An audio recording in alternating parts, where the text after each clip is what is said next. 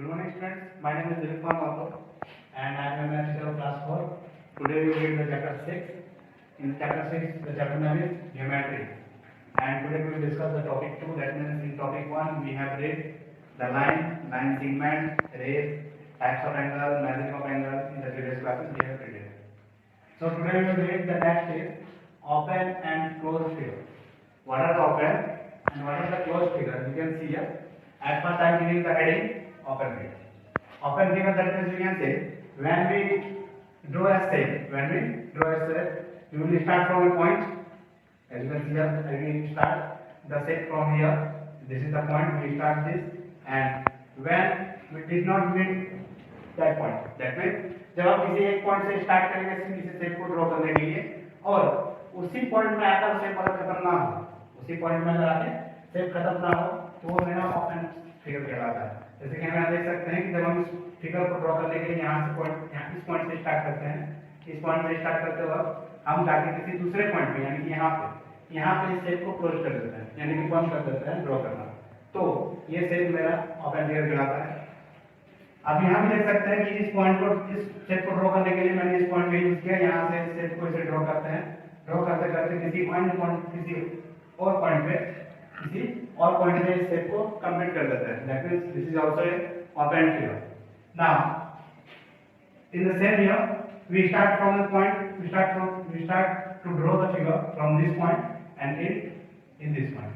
So by according to this definition of open figure, that अगर किसी भी figure को हम एक पॉइंट से ड्रॉ करना स्टार्ट करते हैं और उसी पॉइंट पे अगर खत्म नहीं करें तो वो मेरा फिगर ओपन फिगर कहलाता है।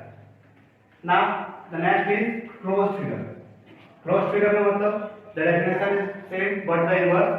कहने का मतलब यही है कि जब हम किसी शेप को एक पॉइंट से स्टार्ट करके और उसी पॉइंट में आकर एंड कर दें तो वो मेरा क्लोज्ड फिगर कहलाता है। For example you can see here, हम इस पॉइंट से यहाँ शेप को स्टार्ट करते हैं और ड्रॉ करते वक्त फिर उसी पॉइंट पे आके एंड भी कर देते हैं, मतलब the starting point and the ending point of the shape is same. But यहाँ क्या था कि starting point and the ending point of the shapes are different. So जब डिफरेंट होगा तो ओपन फिगर होगा, जब सेम पॉइंट होगा तो क्लोज फिगर होगा। हम देख सकते हैं चाहे वो स्क्वायर हो या सर्किल हो या कोई कर्व फिगर हो, अगर सेम पॉइंट से स्टार्ट करके उसी पॉइंट पे एंड करे that will be called the closed figure. Now the next topic is polygon. What are the polygon? What is the definition of polygon? Polygon ये कहता है that an enclosed figure bounded by more than two line segments are called polygons. कहने का मतलब यही है, polygon ये कहता है कि वैसा enclosed figure, that means वैसा closed figure हो, वैसा closed figure जो by the more two line segment, किसी भी two line segment से या उससे ज्यादा, that means two line segment से ज्यादा साइड्स के द्वारा अगर कोई फिगर क्लोज हो जाता है, घेर जाता है, तो उसे हम पॉलीगॉन कहते हैं। For example you can see here, यहाँ पे जो थ्री लाइन सेगमेंट है, this is the A B and this is the point C. That means this is the line segment A B, this is the line segment B C and this is the line segment A C.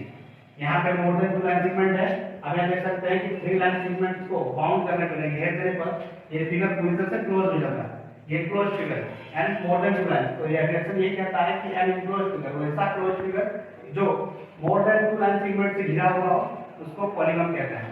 Either more than two, that means here is 3, here you can see the 1 2 3 4 5, there are 5 line segment and the close figure. तो simple definition यही है कि polygon वैसे shapes को कहेंगे जिसमें more than two line segment होगा और वो एक क्लोज फिगर होगा। ओपन फिगर को पॉलीगॉन नहीं कर सकता। Now what is the properties of polygon? Polygon के क्या क्या प्रॉपर्टीज होते हैं? So we can see here the line segment that from a polygon are called its sides. कहने का मतलब यही है कि वैसा वो लाइन सेगमेंट दैट मींस वो लाइन सेगमेंट जो पॉलीगॉन को फॉर्म करता है, पॉलीगॉन को बनाता है, वो उसका साइड्स कहलाता है। That means you can see here in this number that AB, BC and AC are the line segment of the polygon. ये पॉलीगॉन है ABC, जिसका जो है AB है, BC और AC जो है एक लाइन सेगमेंट है। That means that will be the sides of polygon. जो लाइन सेगमेंट होंगे वो उसका साइड्स कहलाता है। So the line segment that form a polygon according to sides कहने का मतलब यही हुआ कि जब वही लाइन सेगमेंट जो किसी भी पॉलीगन को बनाते हैं वो उसका साइड्स कराते हैं, जैसा हम लोग यहाँ देखा अभी यहाँ पे ये लाइन सेगमेंट है जो इस पॉलीगन को फॉर्म करता है, तो ये लाइन सेगमेंट जो है साइड्स कराता है। Okay, next the point where two adjacent sides of a polygon are made called vertices.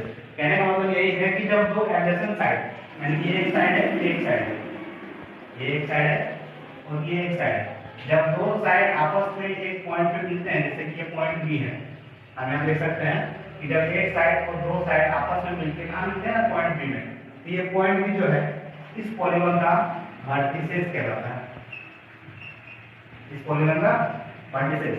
Definition ये एक प्रॉपर्टी है ये पॉलीगन का, that when the two adjacent sides meet in a point, the point will be called the vertices. Okay, the third is all the enclosed shapes are polygon. Third point ये कहता है कि कोई भी closed shape हो, कोई भी closed shape हो वो पॉलीगन कहलाता है, अगर कोई शेप क्लोज नहीं हो तो वो पॉलीगन नहीं कहलाता। Okay, now we will discuss the next topic is triangle. Okay, triangle that means you will say as a definition of the triangle that when a closed figure will have the three sides, as you can see, three sides, three vertices and three angles. कहने का मतलब है कि definition of triangle हम ऐसे triangle उसको कह सकते हैं जब कोई क्लोज शेप होगा, जब कोई क्लोज शेप होगा और वो क्लोज शेप में तीन साइड्स होंगे, जैसे कि हमें दिख रहे हैं इधर तीन साइड जो है वो A B B C and A C, ये तीन साइड्स है। The vertices are A B and C, तीन वर्टिसेस है एंड तीन एंगल है, angle A, angle B and angle C.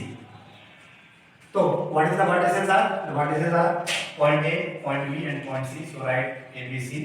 Sides are, these are the sides A B B C and A C, so we write the sides are A B B C and A C.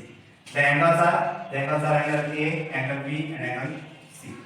Okay, so in a simple way the definition of triangle we can say that a closed shape where there will be the three line segments and three vertices and three angles. Now what are the kinds of triangle? Triangles के क्या क्या kind है? तो हम यहाँ पे देख सकते हैं कि we have described here that the triangle has two parts, sides and angle. That means triangle के kinds को, यानी triangle से types को हम लोग two type में divide कर सकते हैं. First type is according to the sides, the second is according to the angle. तो हम यहाँ देखेंगे कि according to the sides जो है the types of a triangle are three. That means according to the sides we can say the types of a triangle are three types. And according to the angle we can say the type of triangles are three types. So at first we will discuss what are the sides, what are the types of angle, what are the types of triangle according to the sides. As you can see, equilateral triangle, isosceles triangle and scalar triangle.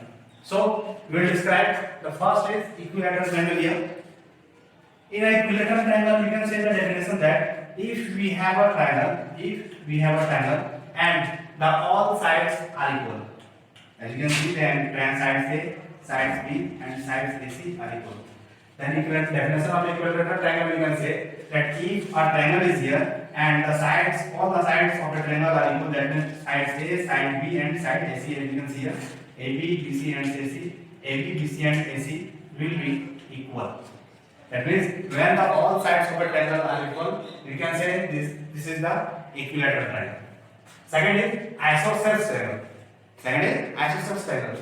And definition of isosceles triangle we can say that if a triangle is here and the area of two sides is equal, then we can say the triangle is isosceles triangle. For example, here the sides AB and AC are equal, AB and AC are equal and BC is not equal.